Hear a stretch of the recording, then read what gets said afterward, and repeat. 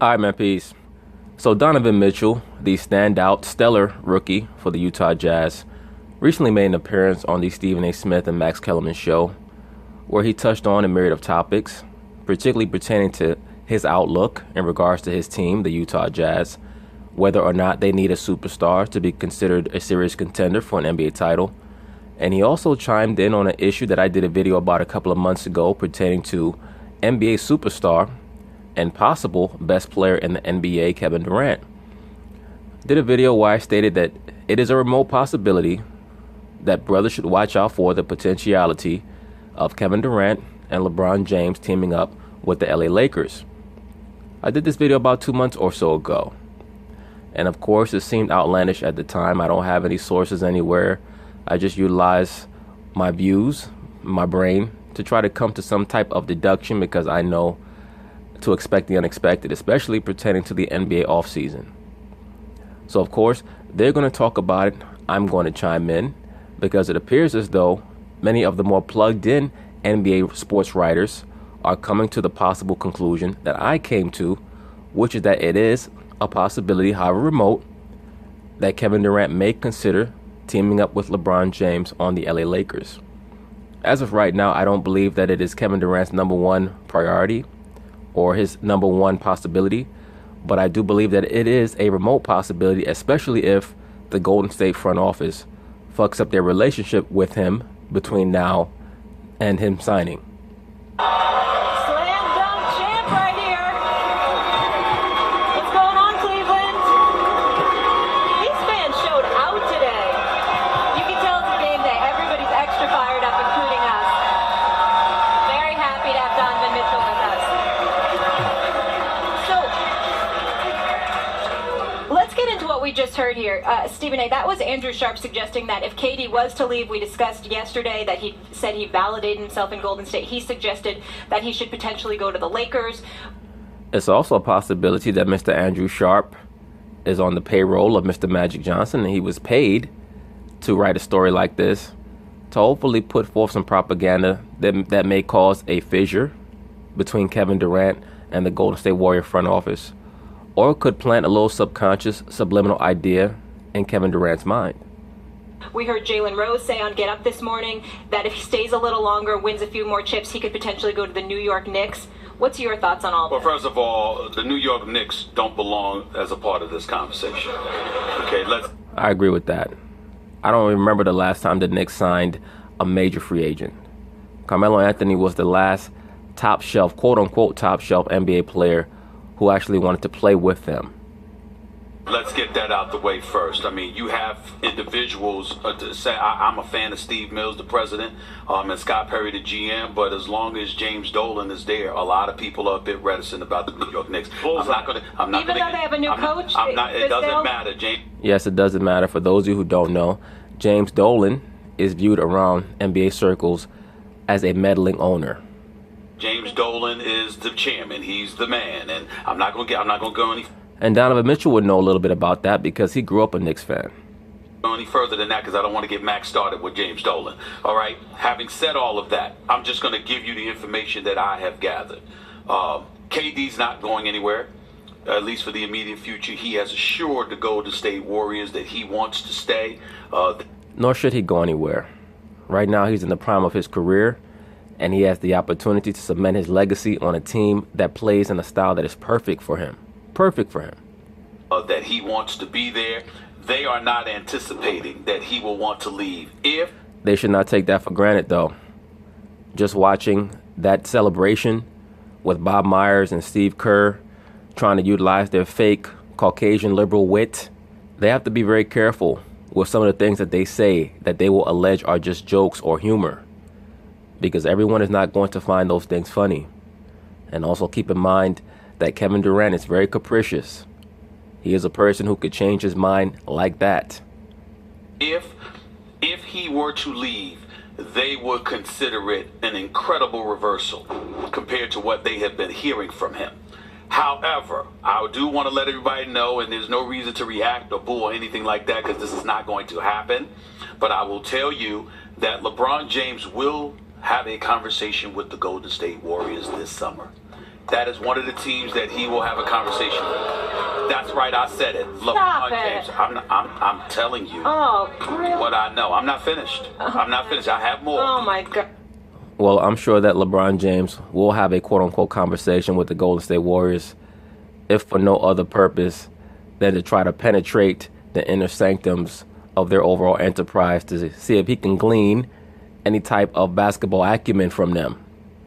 Because he certainly is not operating on their level, and he believes that he could take on an entire franchise. I don't believe that he reasonably thinks that he's going to get picked up by them, or even that a mega trade will be made in order for them to bring him into the fold.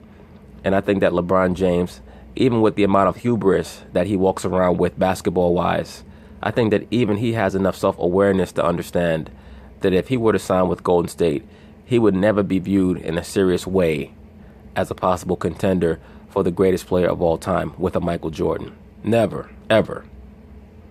Got it. LeBron James will have a conversation because the belief is that LeBron, KD, Steph, obviously you're Klay Thompson for the immediate. Well, listen, y'all, you want the information, you don't, bro. I mean, I'm just going to let you know. Here's what's going on. Right now, if you are the Golden State Warriors, you want to keep your core four intact and you're willing to spend the money. But LeBron James is the best player in the world.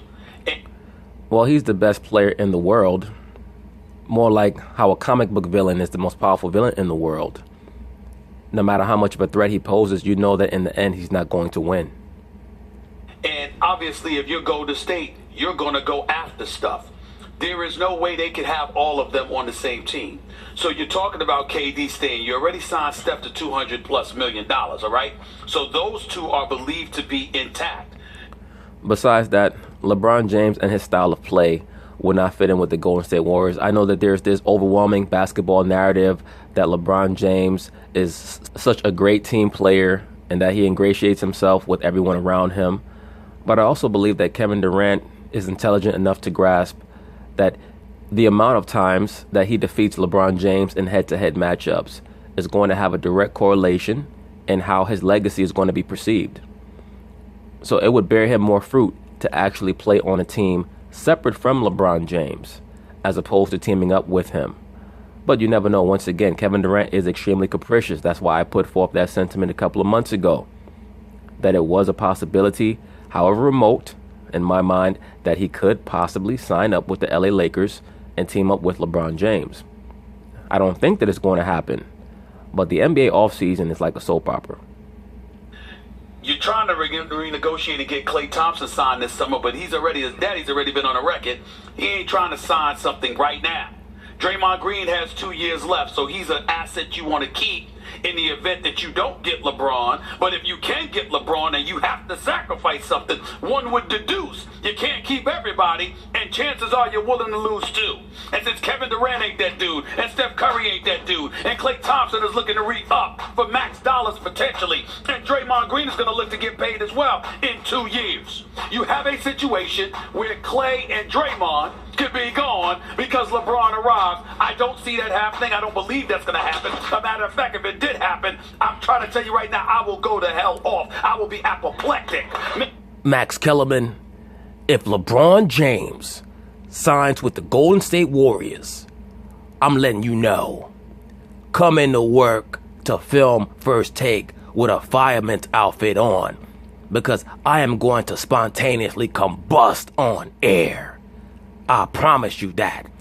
If LeBron James has the audacity, the temerity, the unmitigated gall to even speak with anyone on Golden State, I promise you, it is going to be a nuclear explosion in the offices of ESPN.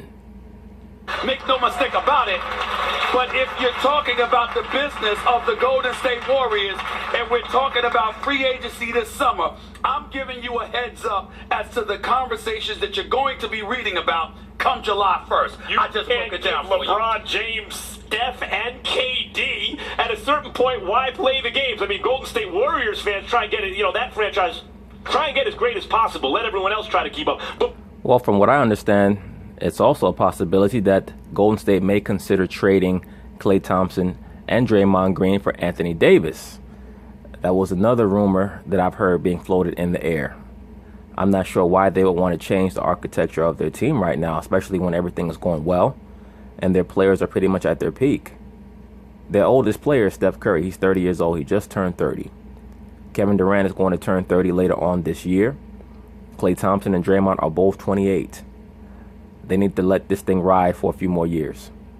But for everyone else, that's like almost like our national politics. Stuff just keeps getting more outrageous, and people just keep accepting it. Wait a second. So that would be time out. That would be the most outrageous thing ever. Time out.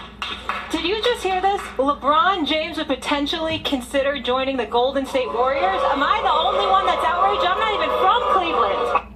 Molly Karam, did you not hear what I just said? Did you not hear me? I said Stephen A. Smith, and the A stands for Aloysius. Stephen A. Smith will go nuclear if LeBron James talks to the Golden State Warriors. I'm going to go nuclear. Let me tell you, Kim Jong-un will have nothing on me. I want to ask Donovan about this. It seems to me a lot of players think that the way you measure greatness because of MJ versus Magic and now LeBron and Kobe chasing those rings is how many championships you can stack up among great players. If you're a great player, how many? But to me, that's reverse engineering, right? Like if LeBron played with KD and Steph and won championship every year, what does that mean? How do you feel as a player about championships and what it says about your greatness? Do you need to be the engine that drives it to the championship? Is it okay just to join forces with a million great players? Does that still mean the same thing? Well, let me say this before Donovan Mitchell answers. I think that championships have to be evaluated in accordance with the eras that the championships were won in. So, for example, when you look at a Bill Russell who won 11 championships in 13 seasons, when we appraise the atmosphere of the era and we see that there were only 8 teams and no free agency, well, we know not only was Bill Russell the best all-around player, but also the Boston Celtics had the best front office. When you draft the best players, of course, you're going to be the most successful, particularly in a talent pool that small. In the 80s, once again, you had no real free agency. So a lot of times championship teams were going to be based off of how proficient the front offices were at doing their jobs. In the 90s, that is when you had the introduction of the free agency era. So that once again is what sets the Michael Jordan dynasty above many of the other dynasties. And now in the post-Boston Celtics super team era, we have to view championships in a different way. And then LeBron James took it to a whole other level with the first player orchestrated super team, which has ushered in an entirely different time period and therefore an entirely different mechanism that we have to utilize to evaluate championships. I think if you look at our team that we have now, we have no all-stars. We made the second round. That's not quite true, bro, because you're playing at an all-star level. You just were not eligible to make the all-star team, per se, because no one was quite sure how good you were at the all-star break. And then you have Rudy Gobert, who is an all-star level center. And Ricky got hurt, and Dante, so we could have potentially made it farther than that, in my opinion. So I'm one who prefers to do it without all that extra stuff. Now Well, you're talking that shit now because you're a rookie. I mean, bro, let's be for real. You're coming off your rookie year. Kevin Durant was talking that same shit about 8 years ago. And we saw how quickly he wisened up once he realized how repetitive things can get when you keep going deep in the playoffs and you understand that you do not have the formula to win. So it'll be more and more apparent to you whether or not the team that you're on actually has what it takes to win championships. And it can become even more infuriating when you're close. It's one thing when you're not even making the playoffs, but when you're getting into the playoffs and you're flaming out in the second or third round like a Chris Paul was, like Kevin Durant was, it makes it more apparent to them that they have to move on. Same thing with LeBron in the late 2000s. So to make a long story short, it's easy for Mr. Donovan Mitchell to sit on TV and say, well, we don't really need an all-star right now to do what we're doing, but you haven't done anything yet. So you don't know what it's like to be in the NBA for 7 years, and every season you make the playoffs. You go to the second or third round and you get knocked out. And you start to get a greater understanding of that little special something that you need to get over the hump, and you realize that you're never going to be able to get it with the organization that you're on. Now, fortunately for Donovan Mitchell, he has one of the big pieces that most championship level teams that don't quite get over the hump never seem to get, he seems to have it. And that's a championship level coach. Quinn Snyder has shown not only that he can organize on both the offensive and defensive end, but he has the ability to adjust under stressful situations. And that's truly what a championship level coach is. So we'll see. That's just me with an initial appraisal of Mr. Quinn Snyder. But we'll see down the line if he proves himself in those pressurized situations that he can assist his team in getting over the hump. Well, there are a lot of different parameters that go into whether or not star players want to stay on their team. And Donovan has not been in the NBA long enough to truly understand whether or not 5 or 6 years from now he's going to think differently from how he thinks now. Because once again, Kevin Durant was saying that same shit 8 years ago. Well, we don't really need to move around. We don't need to team up with each other. I'm loyal. I'm going to stick with this team and blah, blah, blah. You want to go against them. You don't want to cheer for them. I'm not for that. It'd be great to have an all-star, 2 all-stars. You know, but we have Rudy. We have Rudy back there as our snub of an all-star, but he got hurt. You know what I mean? So Rudy Gobert. Yes. He's an all-star. Rudy Gobert is a great player. He's a great defensive player. Yeah, our record when he came back, we only lost 4 games. I understand. He's a good player all around. He's a great defensive player. But I'm just saying there are levels, and we're talking about I'm talking about some of the most prolific players that have ever played the game, and you're bringing up Rudy Gobert. I said as an all-star, yes. Okay. And defensive player of the year. Okay. But it's not like you guys, in other words... Stephen A. Smith is like, okay, young brother, you're going to talk this shit right now. I'll see you in 6 years when you're trying to go play for one of the more illustrious teams in the NBA. In other words, these teams now are not like if you guys had signed a huge free agent, because that's the missing piece. These teams are already loaded, and they keep trying to just add more all-stars. Let me answer. I don't blame you. Let me just give you the list to get this out the way. LeBron James is going to have a conversation with the Cleveland Cavaliers. Obviously, they can offer him the most. They're willing to do anything they can to keep him here, etc., etc. Allegedly, they're willing to do whatever it takes to keep him there. They may be as tired of his bullshit as many of his former teammates were. And obviously, the wife is going to have a major say in anything except get him another good player on the team. All right. Okay, so you got that going on. He's going to have a conversation with Boston. He's going to have a conversation with Philly. Obviously, the Lakers. Houston is in the mix as well. They're going to go after him. Make no mistake about it. So you've got Cleveland, Philly, Boston, Houston, LA, Golden State. I don't think there's anything that Miami can do, but obviously because he's there and brought them 2 championships, that's a conversation that Pat Riley, you got to remember, Pat Riley made amends with Dwayne Wade. Y'all know how LeBron feels about D-Wade. These are all conversations that they're going to have. Those are the 7 teams. I've already stated in another video that I believe that the best fit for LeBron James would be the Miami Heat, particularly if he were to stay in the Eastern Conference. I think that they're already knowledgeable of a lot of his proclivities, as he is aware and knowledgeable of theirs. So it would be pretty easy to implement him back onto that team.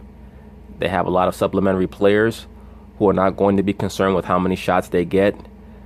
There's a system that is tried and true that they've utilized for the last 10 years or so. Spoelstra has been coaching them. But I don't see LeBron James going back there, unfortunately for him. In the Western Conference, I think that the best fit for him would be the San Antonio Spurs. I'm not sure what their cap situation is, but I think that the San Antonio Spurs would be exactly what LeBron would need to possibly put him over the hump against the Warriors.